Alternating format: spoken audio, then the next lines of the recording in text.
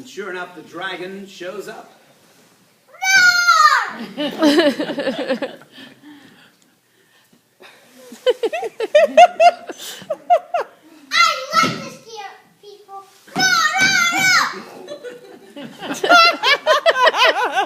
dragon was so scary that the queen and the princess burst into tears.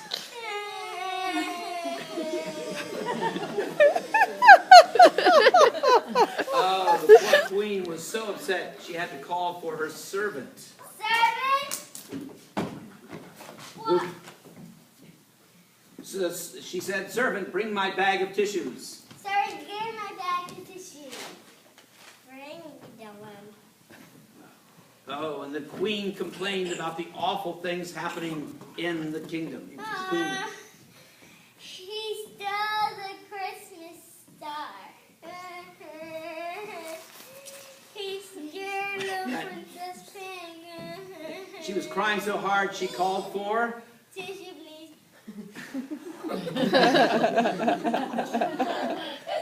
Oh, but that dragon was up to no good. The dragon